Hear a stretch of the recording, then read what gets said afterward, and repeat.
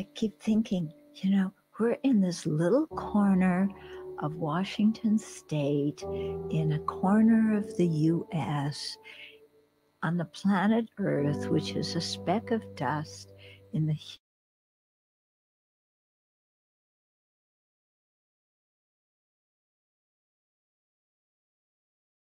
like, who in the world are we? Well, there must be something going on. Yeah, there must be something going on. And it has to do with spreading the teachings on wisdom and compassion.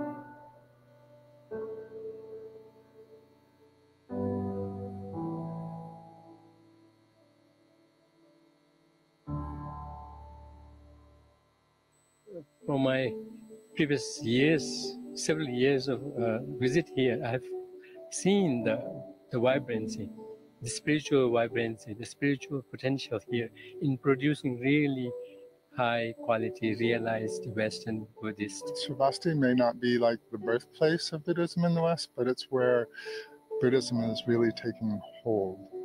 And the vision of our teacher, Venerable Chodron, is just so vast and expansive.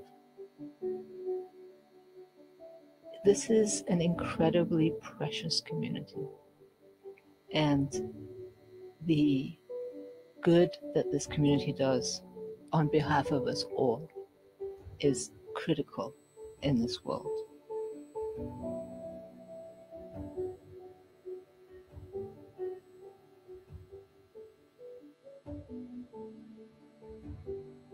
It has its value to keep a lineage and to keep people coming and to be connected to Buddhism. I think it's wonderful.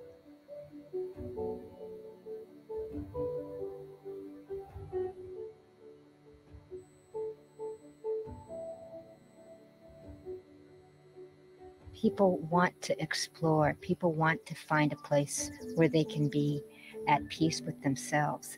And the word will get out, and the word is out, that there's this abbey. Here is actually the center of learning.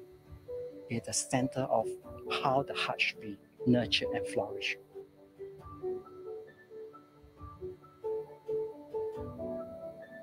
And I can really say, you know, I've been a lot of places. This is the most conducive situation I have ever encountered for, especially for a female monastic, but also for Dharma in general. Such space and place is very rare to find in the present day. This is more than a temple. It is in alignment with the monastic setup, where you have regular training going on.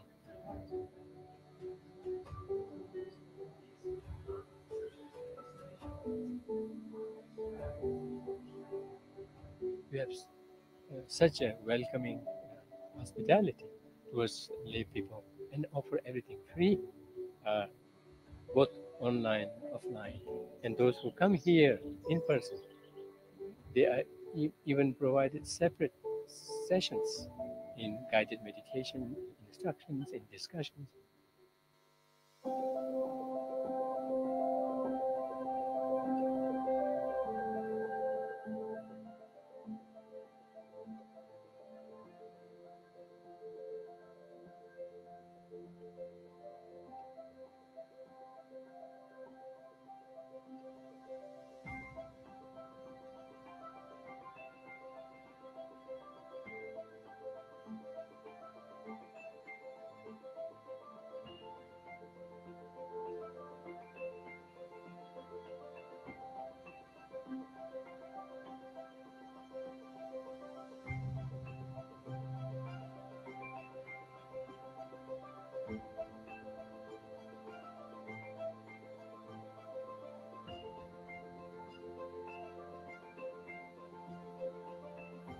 People want to stay here for practice. People want to stay here to be awakened. People want to stay here to feel the kindness, to actually nurture the kind of love, compassion deep from their heart. The Abbey is established by the people, so many people from all over the place, yeah, and for the people, so for everybody and anybody who wishes to come here.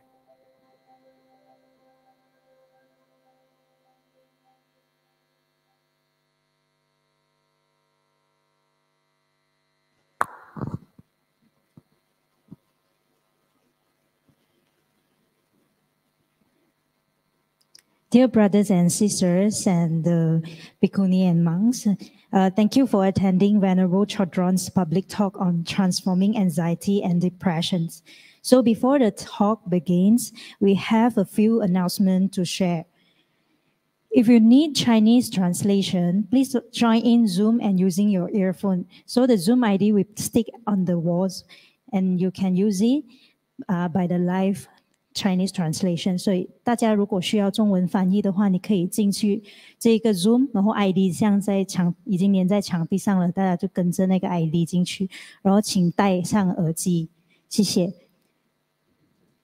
Venerable Chodron's Dhamma books are available by suggested donation at the books table behind. So feel free to browse for the books before and also after the talk. Yeah, Sravasti AB is building a 2-story Buddha hall and library that will introduce the Dharma to many people in the West. To help create Mary to finish this new temple, the Friends of Sravasti Abbey in Singapore invite you to make prayers and dedications or recite Tara's peaceful mantra. So you can dedicate merit for your family, friends, and the merit of building a temple continues to bear fruit as long as it is being used to create virtue. So join in and learn more about how to help finish the Buddha hall at the books table. So you can get the Tara brochures behind the table, and then you can join them to create the merits to pray for the Buddha hall. Okay, on top of that, Venerable Chodron and the monastics of Sravasti Abbey will offer a Chittamani Tara Puja on Monday, 12 February on next year, 2024, the third day of the Chinese New Year. They will dedicate the merit especially for people who make prayer requests. You can request prayers for speedy recovery, good health and long life, removing obstacles and bringing success, harmonious relationships, and good rebirth.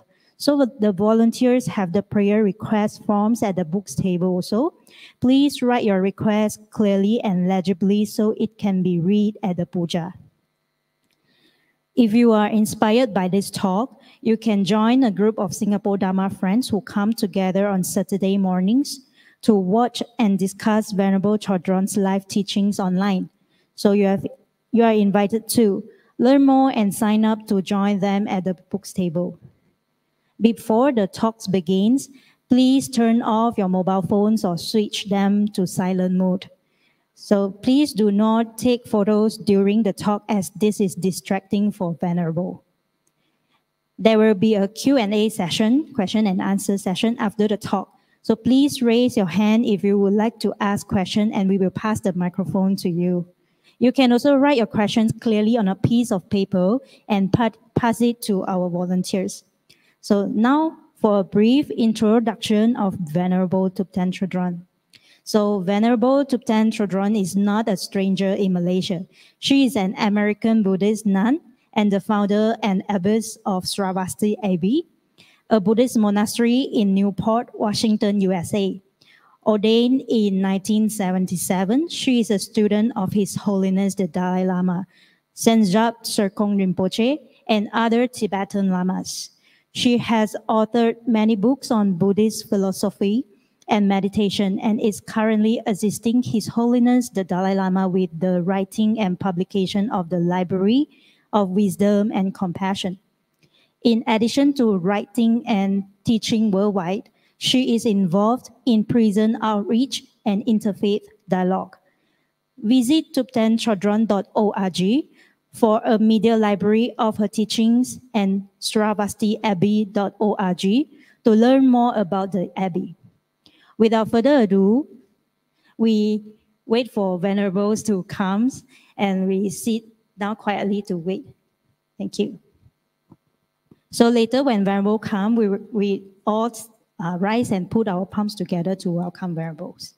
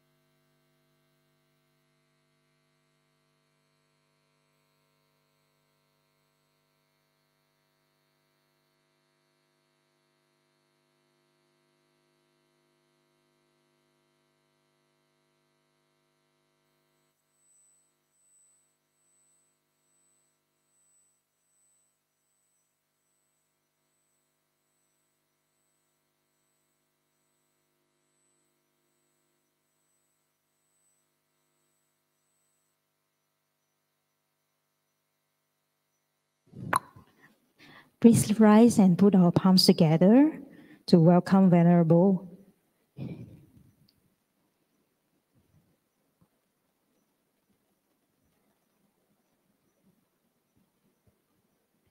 After Venerable makes 3 prostrations to the Buddha, you can make 3 prostrations if you wish to.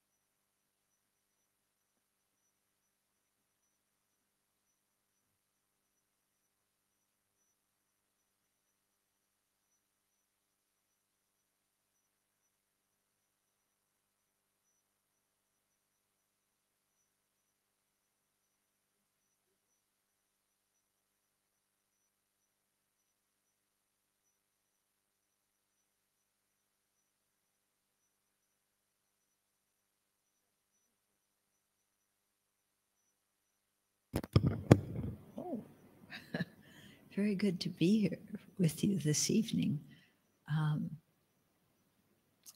I really like teaching in this hall.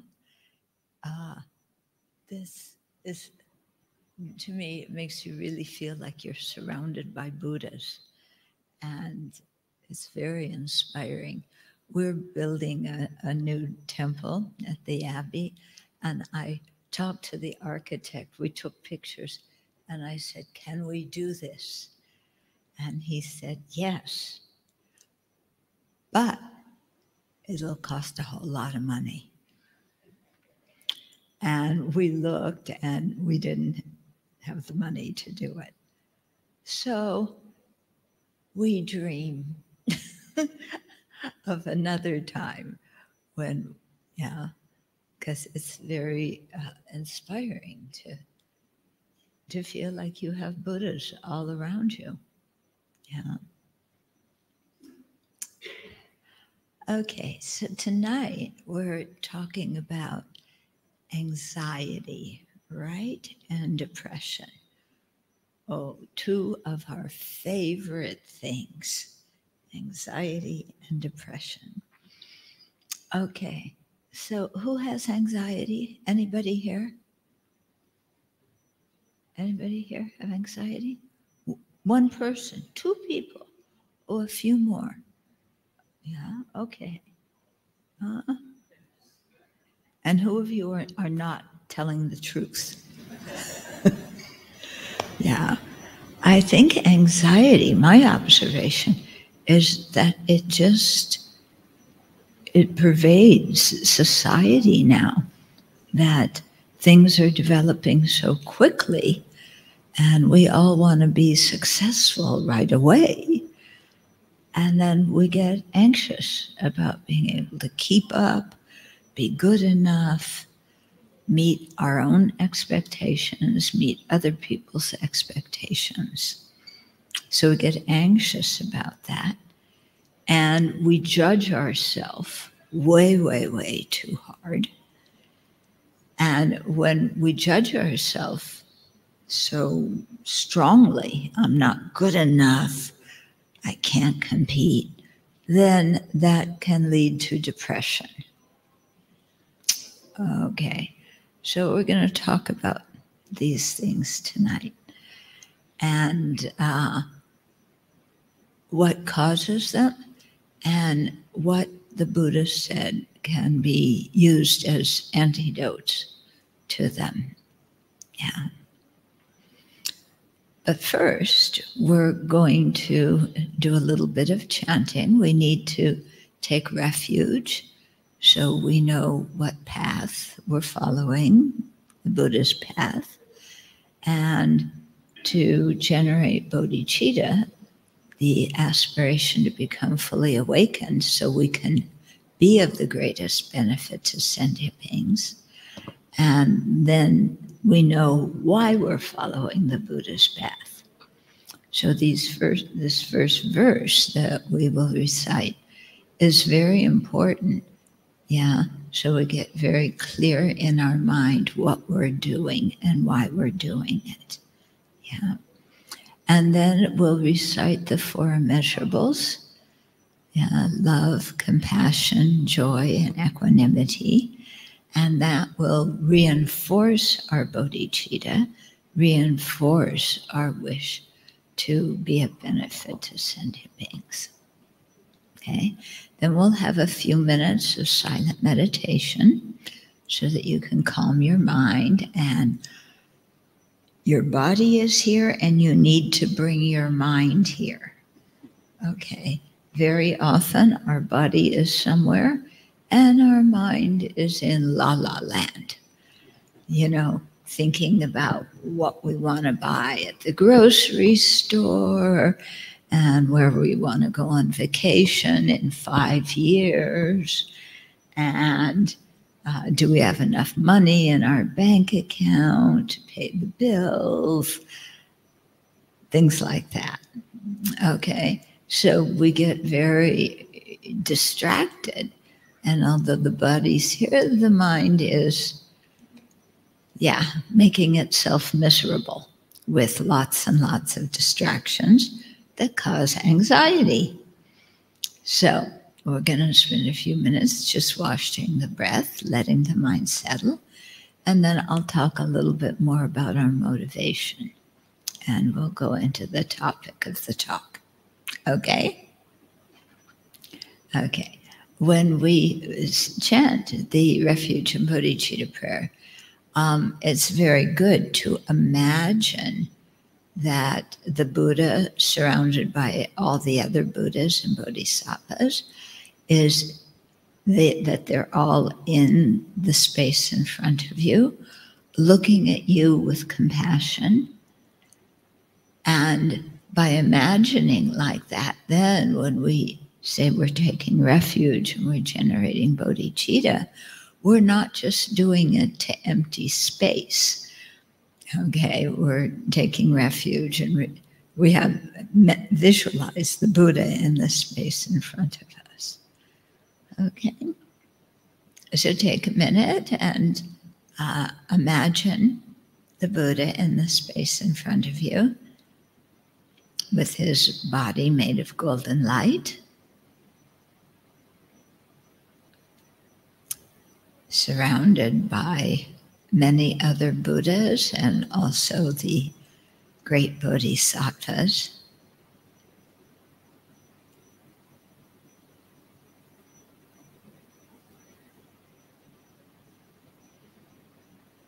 And then have an attitude of really trusting the Buddha, Dharma, and Sangha, and wanting to generate these same realizations that they have. So develop that trust and that aspiration.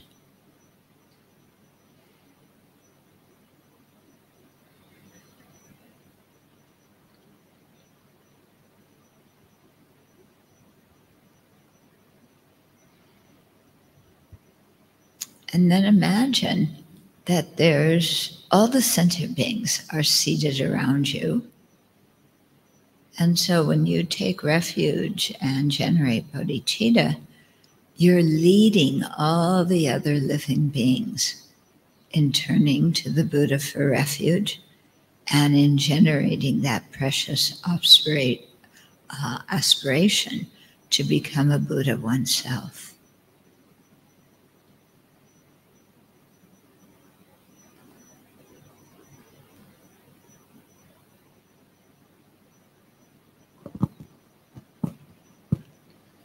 I take refuge until I have awakened in the Buddha, the Dhamma, and the Sangha.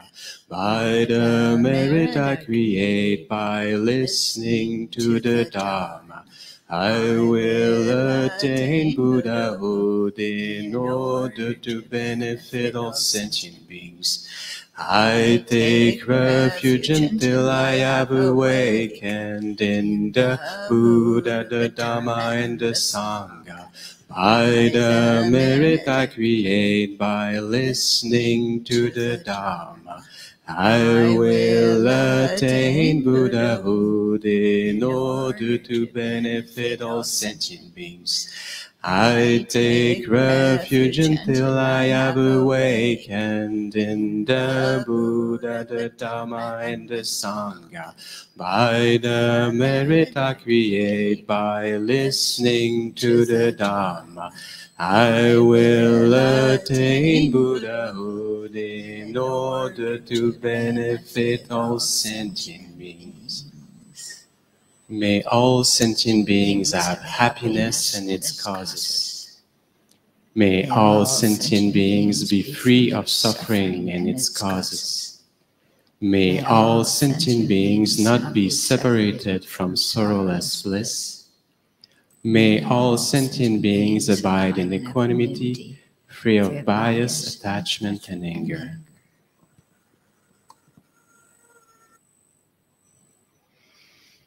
Okay, and then go into meditation. You could watch your breath, that just focusing on the in-breath and out-breath. You can do that if you wish. Or if you want to think about one of the four immeasurables, go ahead and meditate on that too. So we'll do this for just a few minutes.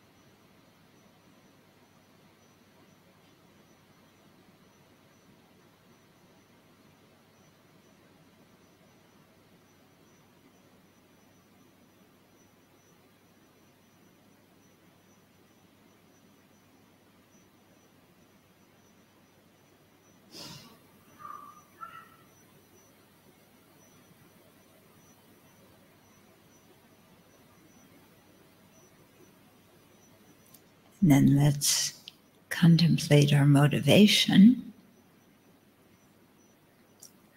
and think that we will listen and share in the Dharma this evening so that we can learn and practice ways to lessen and hopefully obliterate our anxiety and depression. And we want to do that not just for our own happiness, but the more we're able to tame our own mind and let go of the destructive emotions and generate constructive ones, then the more we can do that, the more we will progress on the path to Buddhahood, and the more we will be capable of being of great benefit to all living beings. So that's a very far motivation, far-reaching, but let's generate it and go in that direction.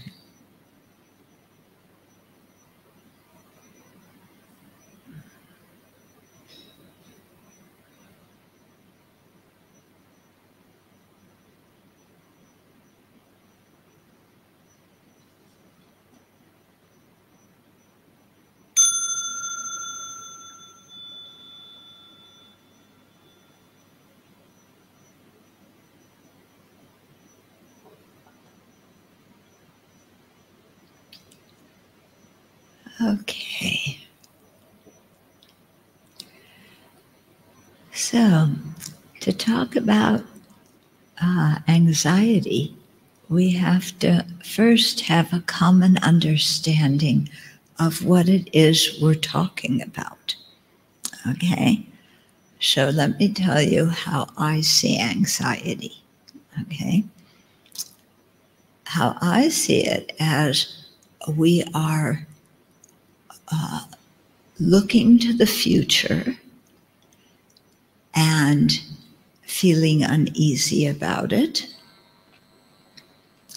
and quite worried that something might go wrong, or we might do something that is inappropriate, or people won't like us, or we'll be impoverished, whatever it is, okay? So we're thinking about something that has not happened yet. Repeat, okay? The thing we are getting anxious about has not happened. But we're very afraid it will happen. So we get worried. Okay? And when we get anxious like that, our mind starts to spin. Oh no, what happens if this happens? What am I going to do if that happens? Oh, I know this person is going to do this horrible thing, and what am I going to do? And oh, I don't know how much, if I have enough money to buy a car, and I really want a car, and do I have enough money, or am I going to go in debt? What's going to happen? And my children, are they going to get sick? And if they get sick, I'm just going to be so upset. And okay, you got what I mean? Okay. None of these things have happened. None of these things have happened. So the anxiety is completely in our own mind. There is nothing on the outside that is happening that is triggering our anxiety. Okay, there is nothing on the outside that has happened that is triggering our anxiety. Rather, our own mind is making up a story. Okay.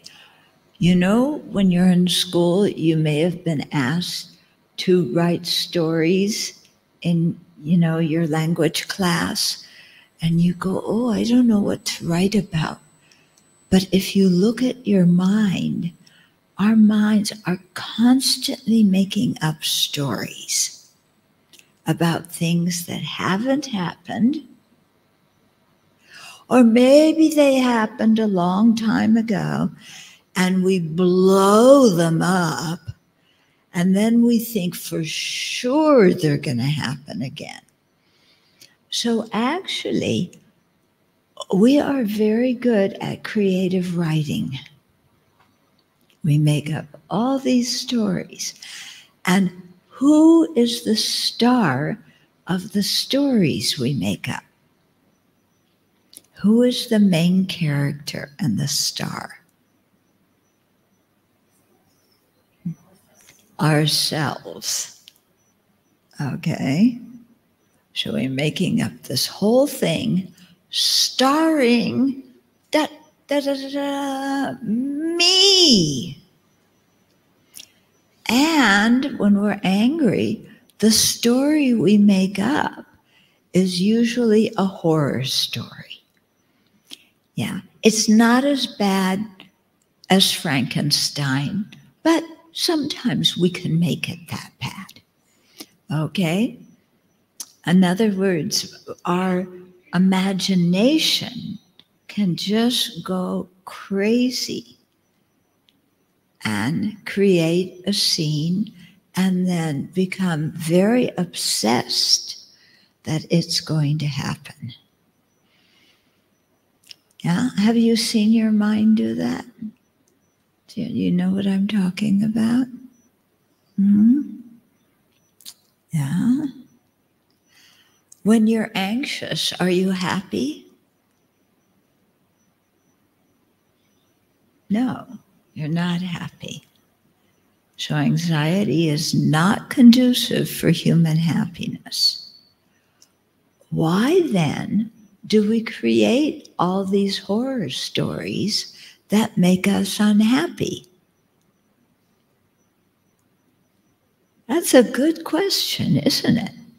Why does our mind make up these horror stories? And then we're miserable, but we want to be happy. Quite interesting, isn't it? We want to be happy, and our mind makes us unhappy. So what is the cause of happiness and unhappiness? Is it what's happening outside, or is it what my mind is making up? Now you might say, well, something's happening on the outside. Yeah, it could be there's some little thing happening. But our mind blows it up and makes it for sure going to happen. And it's the most horrible thing that can happen to me, and I'm the most important person in the universe. So what am I going to do? Okay. Ring a bell? Okay. Now, what do we get anxious about? Yeah, money. Yeah. Everybody is afraid they will not have enough money. I don't know, have enough money to do exactly what, but our mind operates on the premise that we are poor and what we have is insufficient. Okay, so we're anxious about money. We're anxious about what other people think about us. Oh, I just went for a job interview. What do they think? You know, I couldn't pronounce that word properly. Now they're going to think I'm uneducated. Oh no, I won't get the job. Yeah. Or we're anxious about what our family thinks about us. You know, oh, my parents wanted me to do really well in school and get top grades. Oh, but I didn't. You know, I disappointed my parents. What's going to happen now? Oh, okay. We're anxious about getting old and getting sick. Yeah. Oh no, I'm getting older. That means I don't look as good. I don't look young anymore. That means people are going to ignore me. That means they're going to criticize how I look. Oh no. Yeah, I better do something. Yeah, what am I going to do? I've got to look young.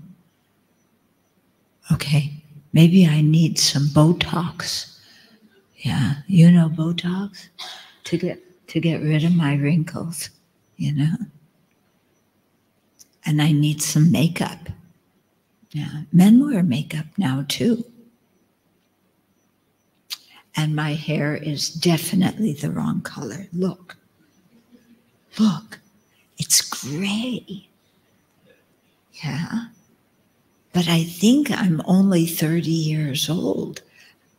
Yeah, that's how I feel, except when it takes me a long time to walk up the stairs.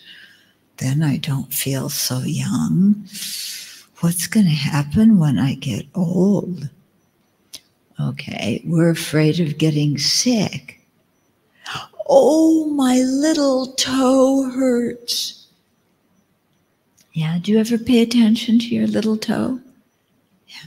Oh, my little toe is killing me. I'm going to have a broken little toe. Then I won't be able to walk. I'll go to the doctor. The doctor will put a big cast on it, but it won't heal properly. And I know that I'm going to be crippled forever and ever. And I'm going to have to be in a wheelchair, you know, all because I hit my little toe on the table. Yeah. Yeah, a little bit exaggerated. Mm-hmm. And what's the big thing we're afraid of? Death.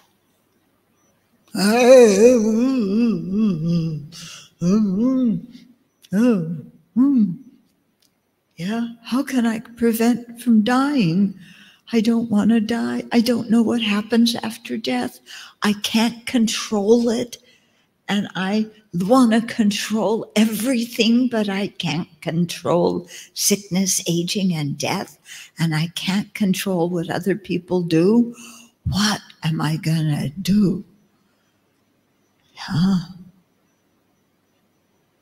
What am I going to do when death comes? I'm just going to freak out. Yeah. Actually, you know, when I first encountered the Buddha's teachings and my teacher started talking about death and impermanence, I felt relieved because death is real, and now here are some people who are willing to talk about it. In my family, you didn't talk about death.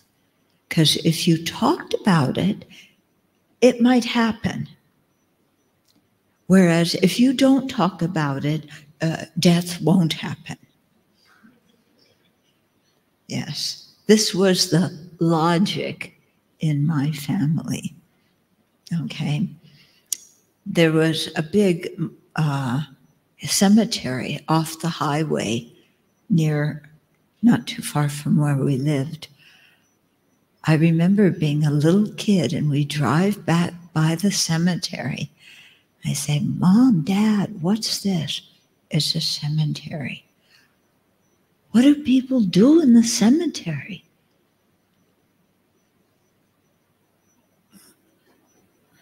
I don't see any people in the cemetery. What do they do? Where are they?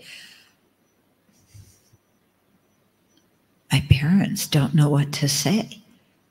All they can say, well, they're under the ground. I say, why are they under the ground?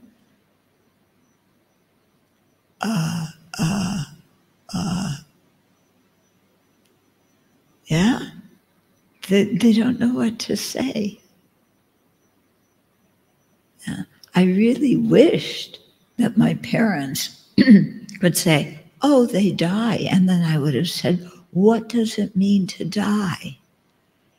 And then that would have really made them be very quiet, because they had no idea what happens after death.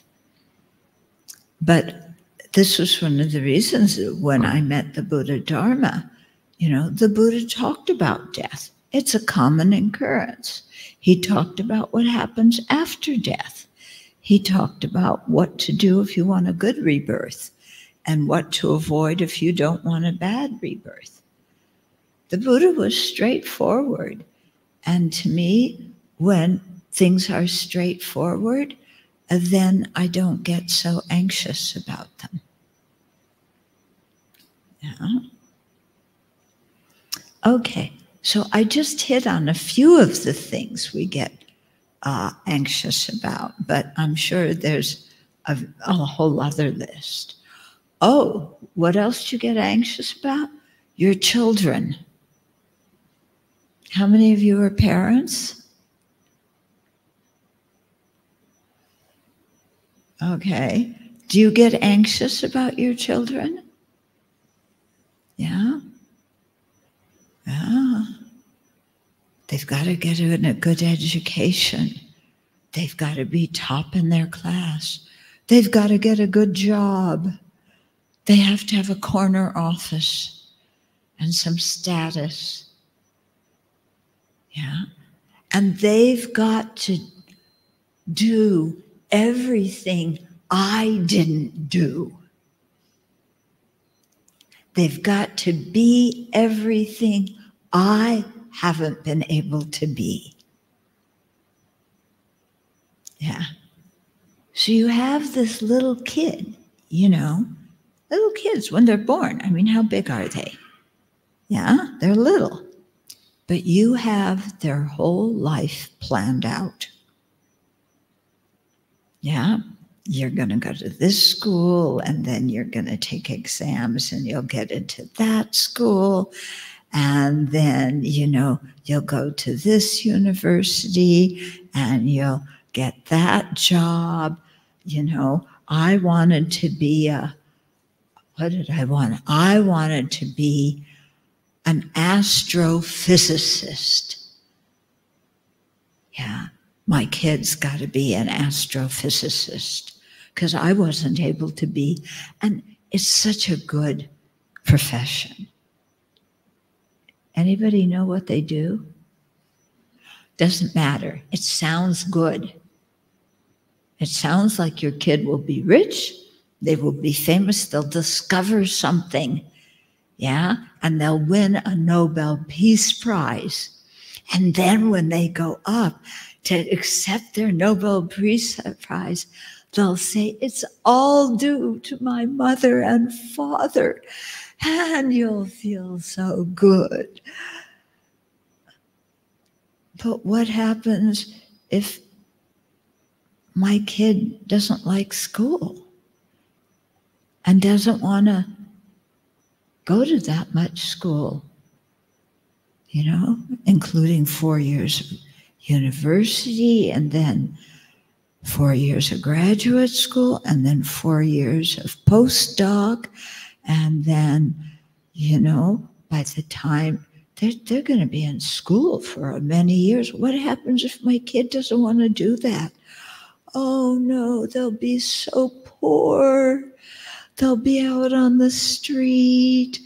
I won't be able to support them, and they're supposed to support me when I'm old and sick and infirm, and they won't be able to do that. And what's going to happen to me? Okay. Yeah. Let me tell you, I did not make up these examples before I came here. This is showing how easy it is for our mind to spin out and make up crazy examples and then think they're going to happen. Yeah. My mom would get very anxious. Now I'm going to talk a little bit about the disadvantages of anxiety. My mom would get very anxious. Anybody here have anxious parents? 1, 2. Nobody else's parents are anxious. 3, 4, 5. Okay, well, I'll talk to those 5 people because the rest of you don't have parents that are anxious, which means that they don't care about you. Yeah, because how do parents indicate how much they love their kids? By worrying and being anxious what's going to happen to them. Yeah. So when I was a teenager, yeah, I wanted to go out with my friends. Yeah, that's what teenagers do. You want to go out with your friends, and you don't want your parents to tell you what time to be home. Yeah, but your parents tell you what time to be home, and it's always earlier than you think is fair, because the kids across the street don't have to be home that early. Okay, so that was my situation. And I knew that if I was 1 minute late, literally 1 minute late after I was supposed to be home, my mother would be so anxious that she would be calling the police and saying, my daughter's been in a traffic accident. She's been kidnapped. Go, get all your police out there and look for her. What happened to her? And very often, I would just be sitting out in my friend's car in front of the house where she could see me if she looked.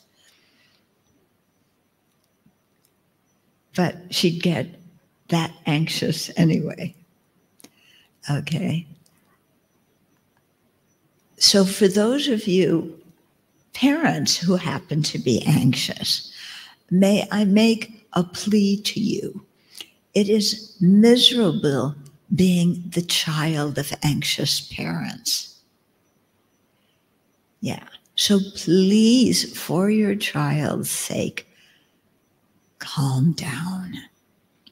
Yeah, because when you have a parent that's so anxious, then you feel like you have to do everything perfect, or else your mom's going to be calling the police. Yeah? And then the police will go all around looking for you. Yeah? And you're sitting outside in front of the house talking to a friend. Yeah? And then what are you going to say to the cops? Yeah. And then what are you going to say when you walk in? And your mother doesn't say, oh, I love you so much. She says, where the hell have you been? I was so worried about you. Don't you know how much I worry about you? Why are you so inconsiderate? Yeah? Any of you act like that or had that experience? Oh, one person. Yeah. Some people look like they know what I'm talking about, but they don't want to admit it. Okay. Yeah. So please, for your child's sake, relax. Yeah. Your job as a parent is to instill good values in your child, to teach them good behavior, and to teach them how to handle different situations that they may never have been in or never have expect. Yeah. So your job's to teach them in that way. Yeah. And of course, to comfort them and love them. Yeah. Your job is not to be hysterical, frantic over what's happening to your kid. Yeah. That will not help your child at all. And it will not help your relationship with your child. I don't know, maybe Chinese parents are a little bit different. But in America, yeah, if parents are frantic about their child all the time, then very often the kids just stop talking to their parents. Yeah. Because every time they say something, the parent gets so afraid that something's going to happen to them. Okay. So if you want your kids to have an open relationship with you, yeah, don't think that worry means love. Yeah, worry doesn't mean love. Worry means you care about yourself because you don't want to experience any pain or discomfort. Yeah, because, worry, anxiety, fear, yeah, they all have some kind of central theme of the future. I don't know what's going to happen. I can't control what happens. And so I dream up the worst case scenario and then get upset. Okay. So, what do we do about anxiety? I think, first of all, to observe when we are making up stories. Yeah. Observe what our mind is thinking. And if our mind starts thinking something that is way off in the future and not very reasonable, then bring your mind back to right now. Right now, you're sitting here, you're safe. Yeah. So do what you can to be of benefit to other living beings. Okay.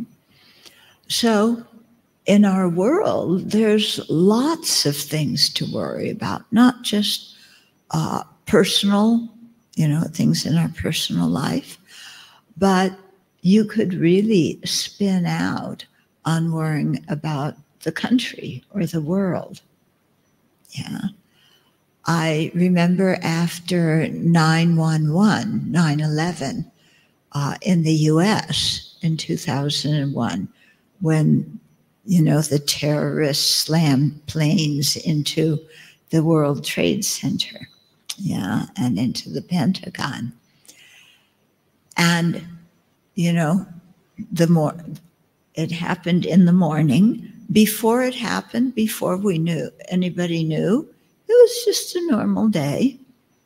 Then the TV, shows pictures of people jumping out of buildings and smoke everywhere. And, the whole thing in New York is absolutely crazy.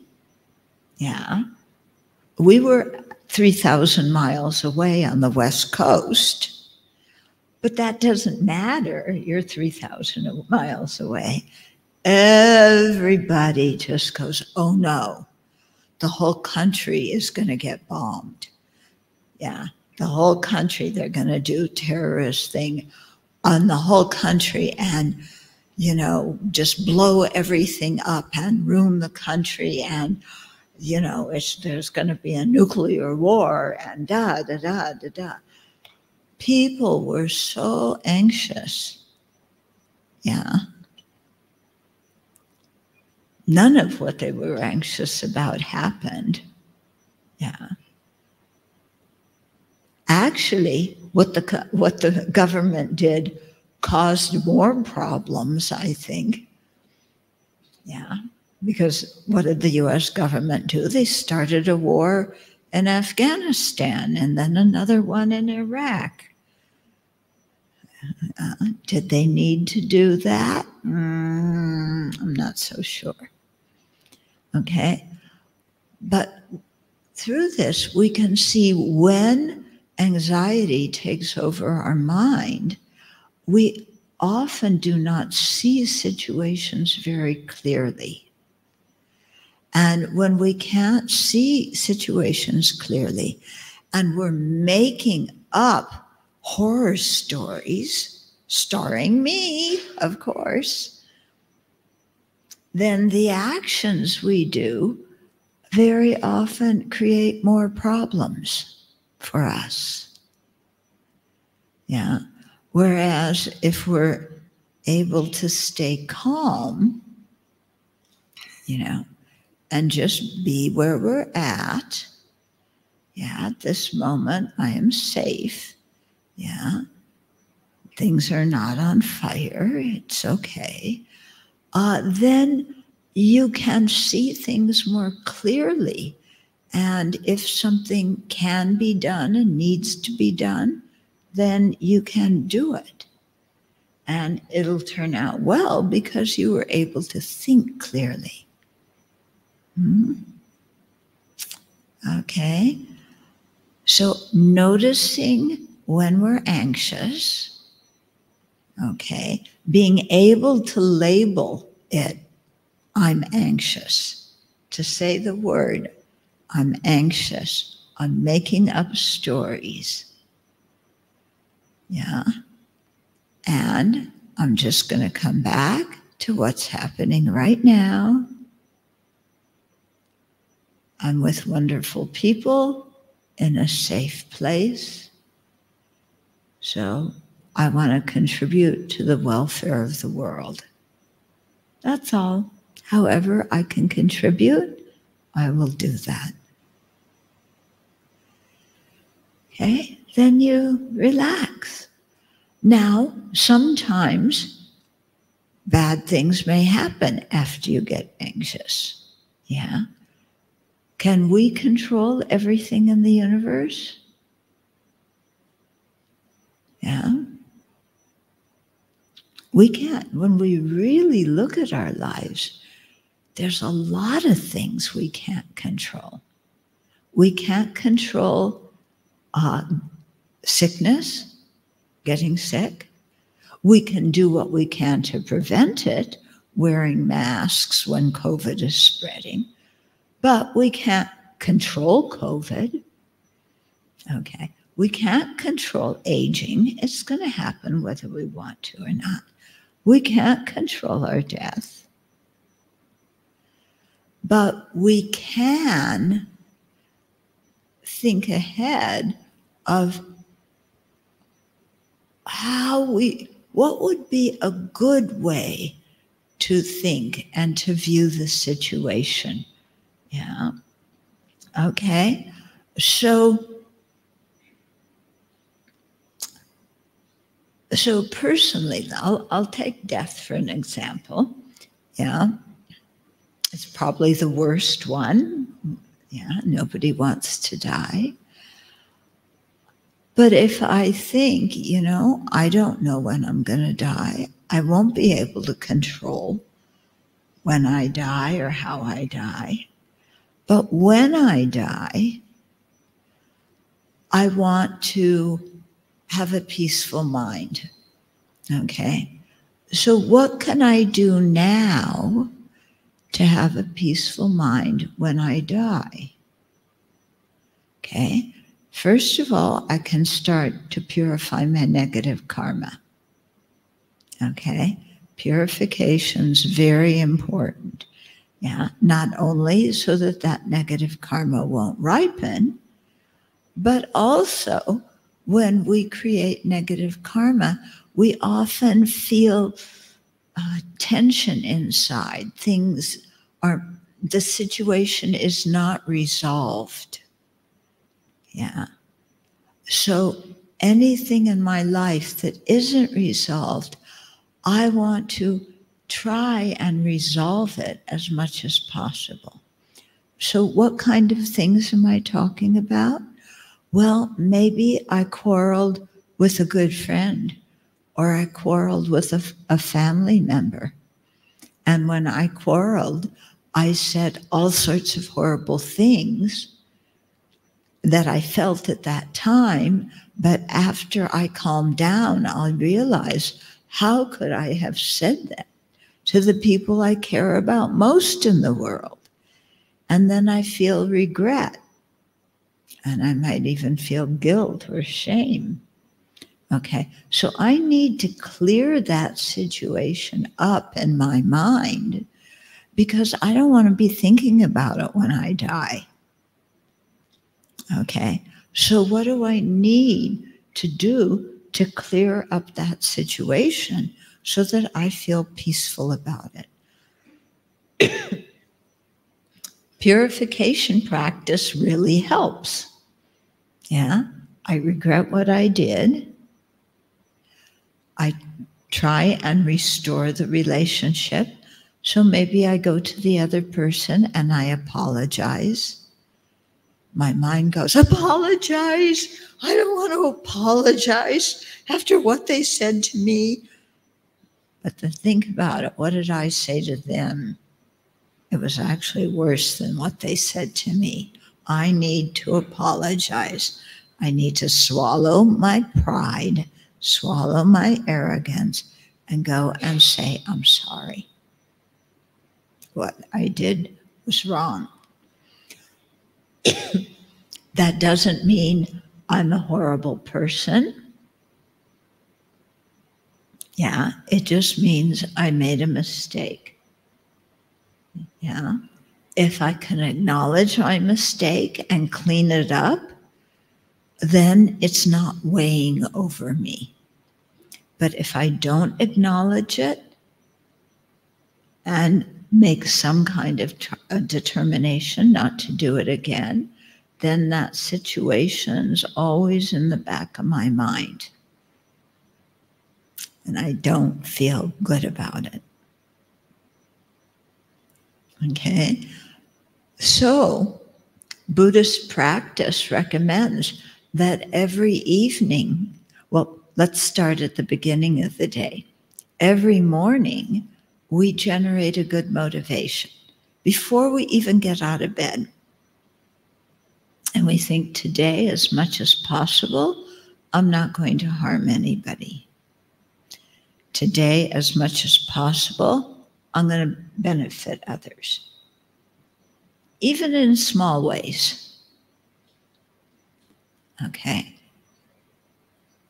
Today, as much as possible, I'm going to try and be kind. I'm going to try and point out to others their good qualities, instead of picking faults.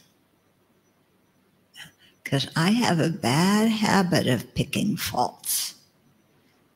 And I can pick faults, but I don't feel so good about it. So I need to really watch my behavior and not do that. Okay? So if I can make that determination at the beginning of the day, and then throughout the day, remember what my determination was, keep reminding myself, and then in the evening, look over what I did during the day. Yeah. And if I went counter to my aspiration, my determination, then I do some purification practice and I clean it up right then and there. Yeah. Now, sometimes The people that we harmed, they live far away. Some of them may have died. We can't call them up and apologize. Okay. But in our own heart, yeah, we can apologize to them and we can forgive ourselves. And that's important to do. Okay. So then when I die, I'm not going to be thinking about those things. That's one thing that will make me peaceful. Okay. How else do I want to die? Or at least my mental state. Yeah. Yeah. Well, I want to not be attached to anything in this lifetime. I don't want to cling to anybody or anything. My teacher had the image, yeah, I really like this, of when we die, we're like a boat standing on the edge of a ship. We're like not a boat, a bird standing on the edge of a ship. And the bird takes off and it flies. It doesn't go, oh my God, what do I have to do? I have to fly now. It doesn't take off and look back and say, oh, but I really want to be in that ship. How come I can't stay longer? The bird, when it flies, it doesn't go, oh, where am I going? What's going to experience? What am I going to experience? Yeah, the bird just takes off and flies. I don't know about you, but I like that image. You know, when you die, you just take off. Yeah, you dedicate your merit from your life. You don't worry about anybody that you're leaving behind. You don't grasp onto anything. It's just time to take off. And you flap your wings and go, okay? And a bird, when a bird flies, do you see a trail behind it? Yeah. You don't see a trail, do you? It's just empty space, and the bird flies freely. Yeah, wouldn't that be nice? I'm dying. I'm not hanging on to anything in the past. I'm going forward with an aspiration to have a good rebirth where I can continue practicing the Buddha's teachings. Yeah. I go forward with compassion, whoever I encounter in my next life.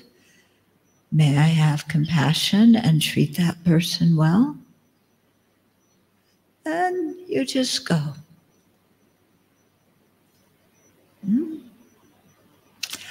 So that's how I would like to die. If I died at this moment, can I do that? I don't think so. Yeah. Because if I can't handle my anxiety now, how am I going to do it at the time of death? Yeah. So that means that I've got to be quite careful and mindful. And if my mind starts getting anxious and inventing stories, stop. Yeah. Press the stop button. Because you may find that some of the stories you invent, you repeat again and again and again. Yeah. If you're worried about money, every day you're worried about money. Yeah. And you're sure that by next week, you and your family are going to be living on the streets with a shopping cart, begging. You're sure that's going to happen. I'm glad you're laughing, because we need to learn to laugh at how silly and stupid our mind is sometimes. Yeah? Really? Really? I'm going to be out on the street with a shopping cart begging? Come on. That's not what's going to happen. And maybe I'm so worried about money because I buy many things I don't need. Yeah. If I controlled my spending habits, I wouldn't worry so much about money because I wouldn't spend so much on frivolous things. Oh, what an idea. Yeah, cut back on what I'm spending. Yeah. Then your mind says, but, I really need a new pair of shoes. I know it's my 20th pair of shoes, but I really need it. You have 2 feet. Why do you need 20 pairs of shoes? Yeah. You're going to wear 2 of them. What's going to happen to the other 19? Yeah. Okay. Maybe you need another pair for rainy weather. And you need some slippers around the house. Yeah. But I don't think you need army boots. I don't think you need stilettos. Stilettos, 5-inch heels. How in the world do people walk in those? Yeah? I don't know how they do it or why they would do it. It totally wrecks your feet and your legs. Anyway, you don't need stilettos. Yeah? You don't need the most expensive shoes. Yeah? If you look at what you had, I bet we don't really need everything that we have in our house. So if we didn't spend so much money, then we don't have so many financial problems. Yeah? Then we can use some of the money to be generous. And when we do that, we create merit.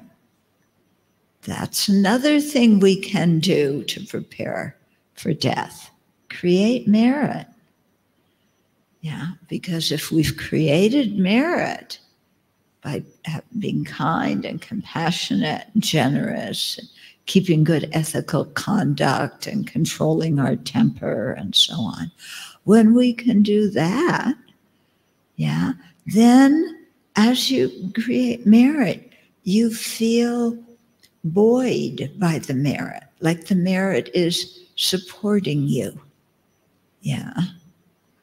It's a strange feeling, but, when I look back at how I felt when I first met the Dharma and now, yeah, I haven't created very much merit, but what I have, there's a feeling of being satisfied or supported by having created merit. Yeah. So when we do that, again, at death time, we don't need to worry. Okay? So you see, there's things that we can do, yeah, and we certainly don't need to be anxious about those things. Yeah. Shantideva was a great 8th century Indian sage, and he wrote a book called Engaging in the Bodhisattva's Deeds. This is one of my favorite Dharma books because Shantideva, when he teaches the Dharma, it's in simple words, and he doesn't let our selfish mind off the hook. Yeah, our mind starts to make excuses for our bad behavior, and Shantideva shoots them down one after the other. Okay? So one of the verses in this text says something, and now I am paraphrasing. If there's a problematic situation and you can do something about it, do it. No need to worry or get anxious. If there's a problematic situation and there's nothing you can do, then also no need to worry or get anxious. So think about it. Yeah. I mean, it's just basically 4 lines in one verse. But wow, if there's something, there's a problem and there's something you can do about it, don't worry. Do what you can do. You know? And if you're busy doing something about it because you've thought clearly about what to do, you're not frantic, you're not freaking out, yeah, you just do what needs to be done, then you don't need to worry. But if there's a problematic situation and there's nothing you can do about it, then also no need to worry because there's nothing you can do. Yeah. It's a beautiful verse, isn't it? Yeah, think about it. You can change it slightly when you're angry and say, if there's something I'm angry about that I can solve, solve it. If there's something I'm angry about, but I can't control what's happening, relax. Yeah. It's the same kind of thing. Yeah.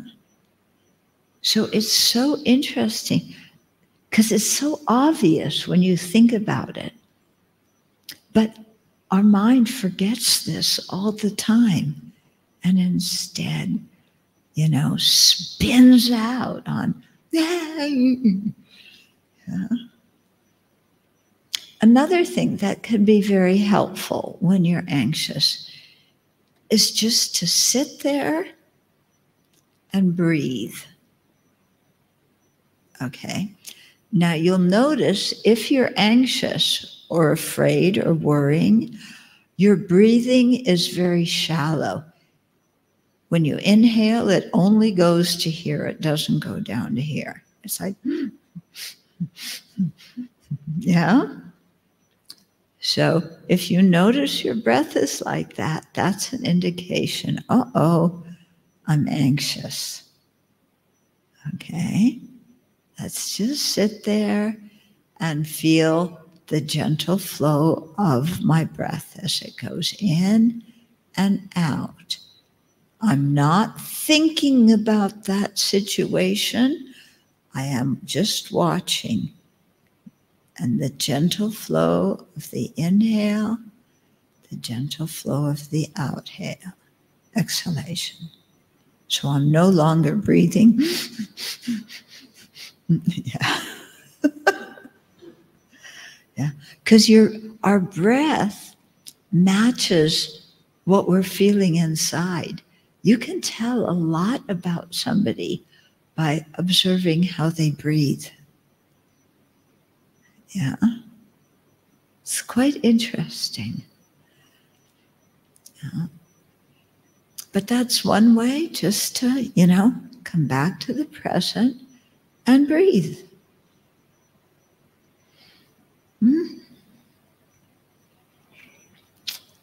Okay. So I think I've talked long enough. We can have a couple of questions or comments. Yeah, so this is your chance. Please ask whatever you like. And don't get anxious about, I'm going to ask a stupid question and everybody's going to think I'm dumb. Please. You know, if you have a question, chances are other people in the room have that same question. And even if they don't, do you really think they're going to think you're stupid? And even if they thought you were stupid, why do you care? Why do you care if somebody thinks you asked a dumb question? Does what somebody else thinks of you, is that who you are? Yeah, it's not. It's what we evaluate our own actions, check our own motivations. Okay, so questions, comments?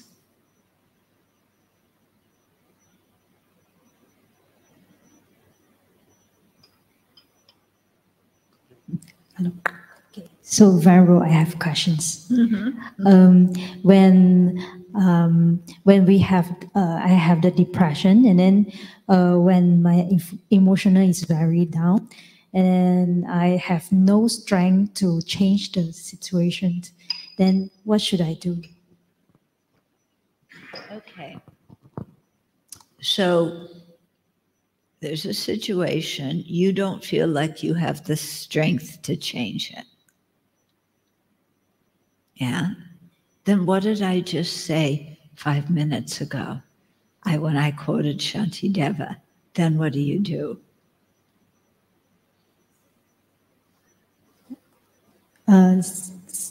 Focus on the breath. Yeah, focus on your breath and just relax, because you can't do anything about it. Yeah? I think we should all copy this verse out, yeah, and keep it handy so that when we need it, we'll remember it. Yeah.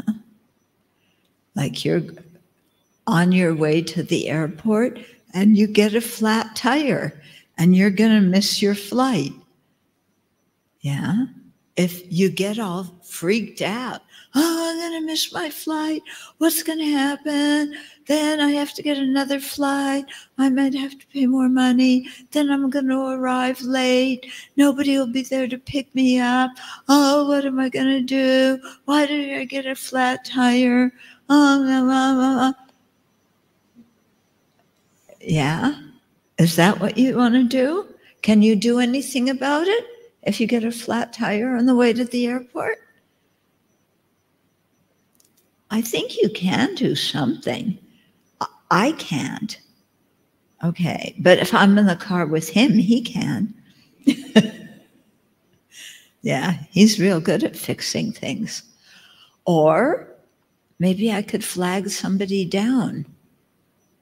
And they, you know, or I could call a friend on the phone, or I could call a towing place to tow, you know, come out and help me and change the tire. Yeah. I might still miss my flight. Is it the end of the world? No. You just book another flight. Maybe you get there a day late.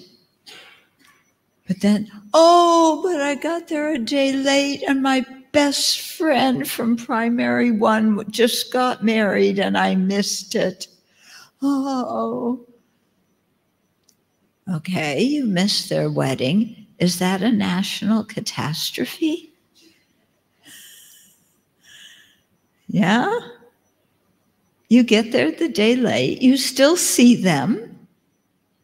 They're probably still having a party. Yeah. It's not a national catastrophe. Okay.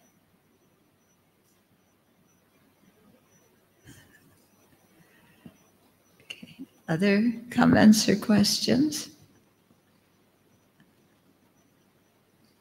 Ready? No? Yes? Hi, Venerable. I have one question.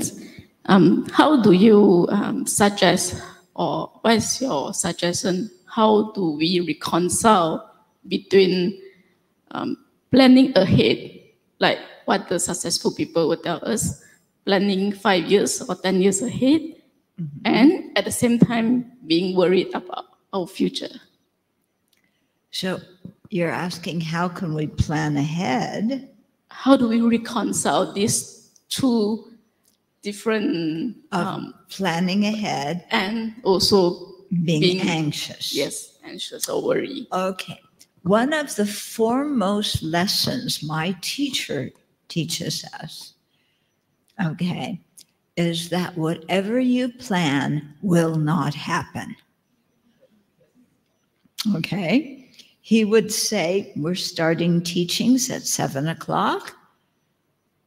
So you're there, 7 o'clock comes, it goes. 8 o'clock comes, it goes. 9 o'clock comes, it goes. Maybe he'll start teaching at 10 o'clock, sometimes at 11 o'clock.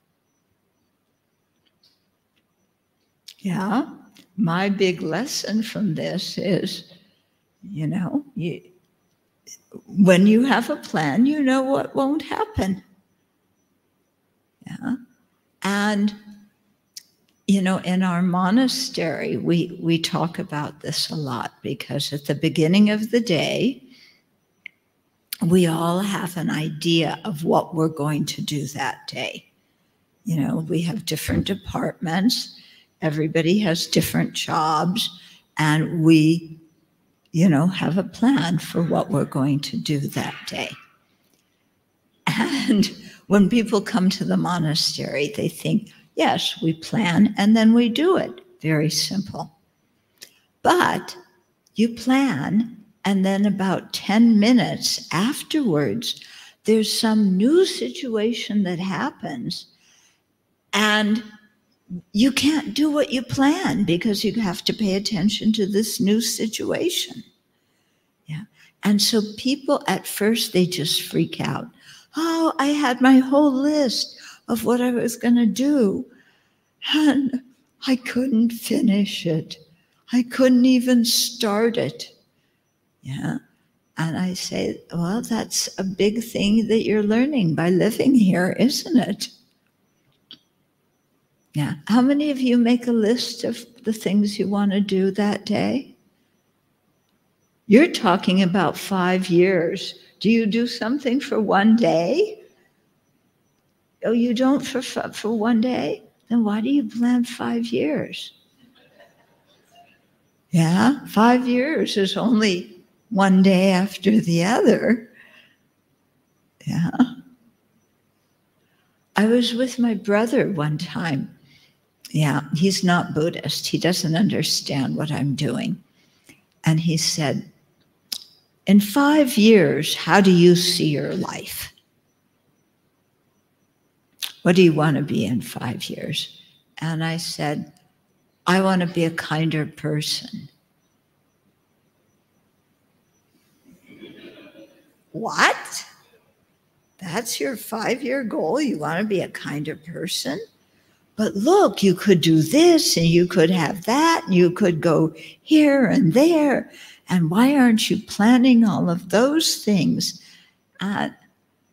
It's just because those things are really not so important in my life.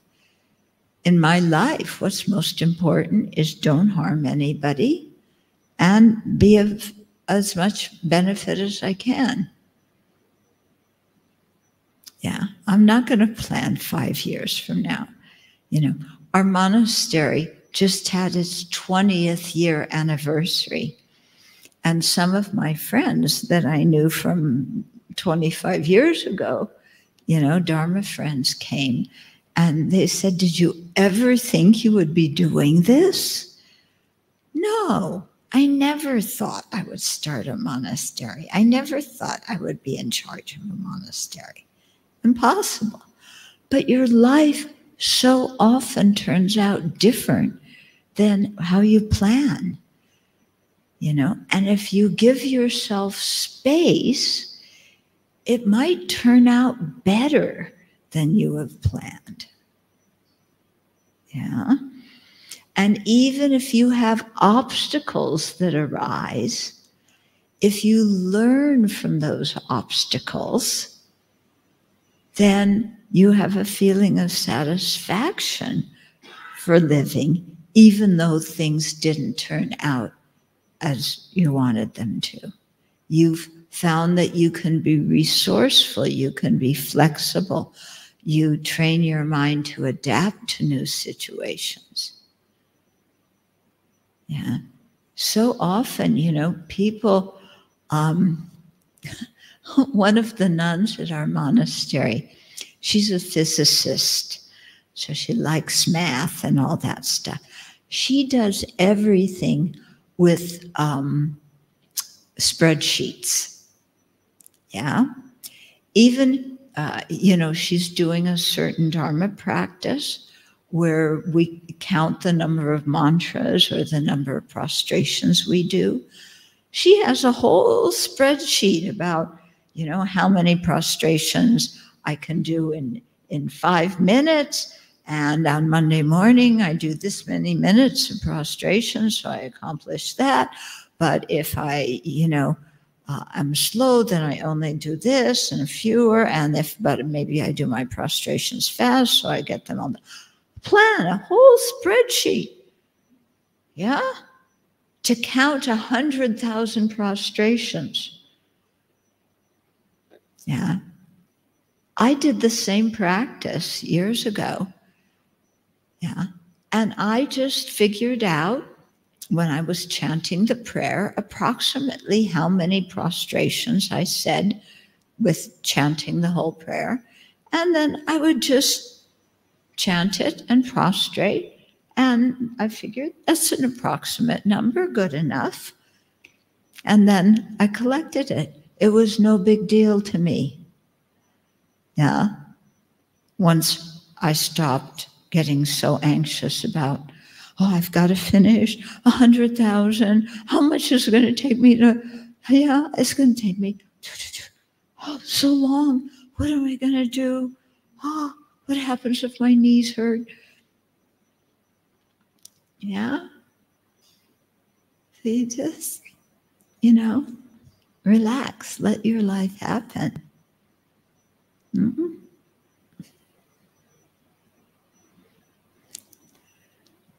Okay. So we'll stop for this evening. And tomorrow and Sunday, we will continue talking about compassion, right? That's the theme? Okay. Yeah. And to be compassionate, you can't be anxious. Compassion is not, oh, I'm so worried about all sentient beings. Oh, dear. Yeah, how are you going to benefit anybody if you're like that?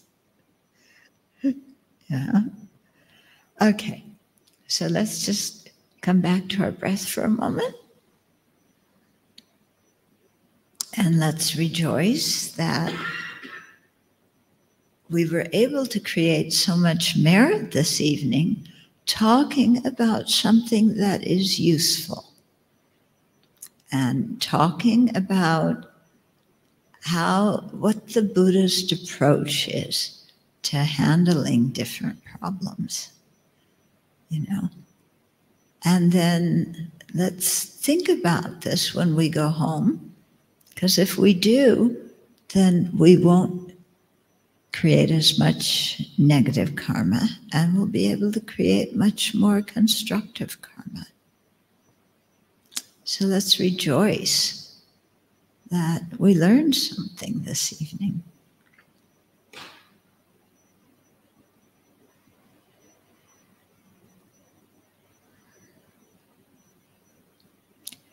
And let's rejoice also that everybody here learned something and created merit this evening. So when we rejoice in other people's merit, it multiplies our own merit.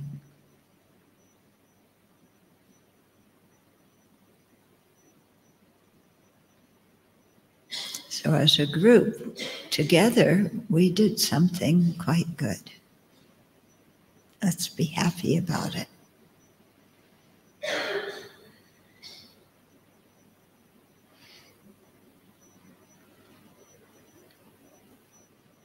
And then there's some dedication verses we chant to dedicate the merit. Due to this merit, may we soon attain the awakened state of Guru Buddha, that we may be able to liberate all sentient beings from their sufferings.